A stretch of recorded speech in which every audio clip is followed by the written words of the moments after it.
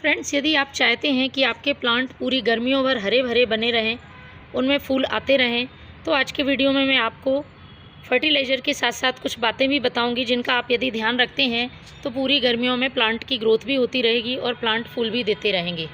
ये जो मैं फर्टिलाइज़र बताऊंगी वो इस समय आपको डालना ज़रूरी है। इससे प्लांट में फूल आएंगे, ग्रोथ बहुत तेज़ होगी। पत्तियाँ यदि पीली पड़ रही होंगी तो पत्तियाँ पीली नहीं पड़ेंगी। इसके साथ ही प्लांट की सॉइल में किसी तरह का फंगस या इंसेक्ट होगा तो वह भी दूर हो जाएगा, चींटियाँ नहीं रहेंगी। क्योंकि फर्टिलाइज़र जब हम डालते हैं प्लांट में तो हमारा ध्यान सिर्फ फूलों में या फलों सब्जियों की संख्या बढ़ाने में होता है, लेकिन हमें ये भी ध्यान रखना पड़ता है कि प्लांट इंसेक्ट फ्री रहे। इसलिए समय समय पर हमें ऐसी चीज़ें प्लांट में यूज़ करते रहना चाहिए जिससे कि प्लांट में किसी तरह के इंसेक्ट या डिसीज़ ना हो। ये फर्टिलाइज़र प्लांट में बहुत तेज़ी से नई ग्रोथ लाएगा। प्लांट में यदि बर्ड्स ड्रॉप प्रॉब्लम है, कलियाँ फूल बनने से पहले ही गिर जाती हैं, तो वह भी नहीं गिरेंगी।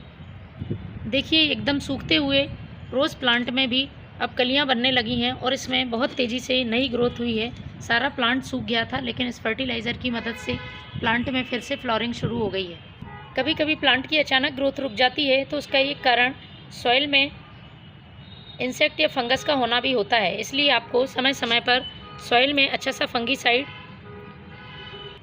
या फिर जैविक कीटनाशक मिलाते रहना चाहिए। तो आज के फर्टिलाइज़र में मैं ऐसी ही चीज़ यूज़ करूँगी जो प्लांट की सॉइल में किसी तरह का यदि इंसेक्ट फंगस होगा तो उसे भी दूर करेगी।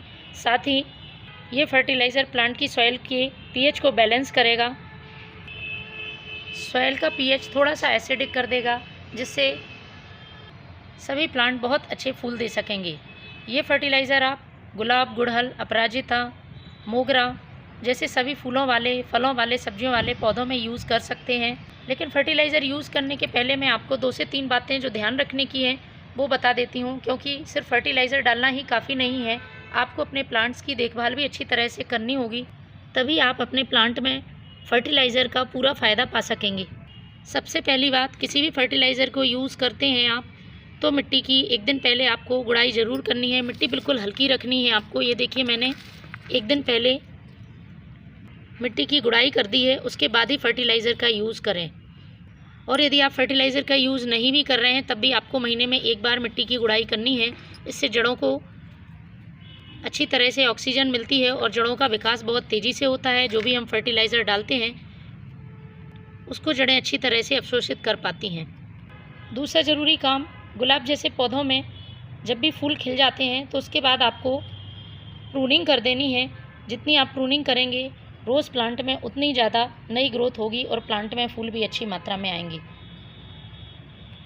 प्लांट में जब फूल सूख जाते हैं या टहनियाँ ख़राब हो जाती हैं तो उनको आपको समय समय पर हटाते रहना है, जिससे नए फूल आते रहेंगे। ये कुछ काम बहुत छोटे छोटे होते हैं मगर हम करना भूल जाते हैं और हमारे प्लांट में लगातार फूल नहीं बन पाते हैं। तो इस तरह से आपको समय समय पर ये काम ज़रूरी करना है। पानी देते समय ध्यान रखें, एकदम ज़्यादा पानी भी नहीं देना है। पानी ऐसा दें आपकी सॉइल में बहुत देर तक भरा हुआ ना रहे, और एकदम मिट्टी को ड्राई भी नहीं रखना है। क्योंकि यदि आप ज़रूरत से ज़्यादा पानी दे देते हैं तो जड़ें ख़राब हो जाती हैं, और ज़रूरत से कम पानी होता है, पत्तियाँ पीली पड़ के झड़ने लगती हैं, प्लांट की ग्रोथ भी रुक जाती है। तो चलिए शुरू करते हैं।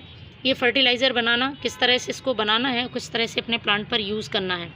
मैं 3 चीज़ों को मिलाकर ये फर्टिलाइज़र बनाऊँगी। तीनों चीज़ों की इस समय प्लांट को बहुत ज़रूरत है और ये चीज़ें प्लांट को किसी तरह का नुकसान नहीं पहुंचाती हैं। बिल्कुल जैविक फर्टिलाइज़र है। आप महीने में एक बार इसका यूज़ ज़रूर करें। तो सबसे पहले आपको एक खाली बर्तन ले लेना है और उसमें मैं सबसे पहले डालूँगी ये यूज़ की हुई चाय पत्ती। सॉइल की पीएच को एसिडिक करने का काम करती है। इसके साथ ही इसमें नाइट्रोजन भी भरपूर मात्रा में होता है। तो मैंने 1 चम्मच ये यूज़ की हुई चाय पत्ती ले ली है। उसके बाद जो दूसरी चीज़ मैं यूज़ करूँगी वो है ये वर्मी कंपोस्ट। तो मैं 2 प्लांट के लिए ये बना रही हूँ। मैंने 1 मुट्ठी वर्मी कंपोस्ट ले लिया है। आप प्लांट की संख्या के हिसाब से कम ज़्यादा इसको बना सकते हैं। वर्मी कंपोस्ट में संपूर्ण पोषक तत्व होते हैं। प्लांट के लिए बहुत ही पावरफुल फर्टिलाइज़र है और आप सभी प्लांट में इसका यूज़ ज़रूर करें। प्लांट की बहुत तेज़ी से ग्रोथ होती है और प्लांट को फल फूल लाने में बहुत मदद करता है। इसके बाद जो तीसरी चीज़ इसमें मिलाने वाली हूँ वो है ये नीम खली। नीम खली पाउडर मिलाना है आपको। ये मिट्टी में किसी तरह के इंसेक्ट होते हैं उनको ख़त्म करेगी। इसके साथ ही इस नीम खली में कुछ पोषक तत्व भी मौजूद होते हैं जो प्लांट में ग्रोथ लाने में और फूल फल लाने में मदद करते हैं। इन तीनों चीज़ों को अच्छी तरह से हमें मिक्स कर लेना है। इसके बाद हमें इसे प्लांट में डालना है। तो मैं इसे अपने गुड़हल प्लांट में आज डालने वाली हूँ। रोज़ प्लांट में मैं इसे डाल चुकी हूँ।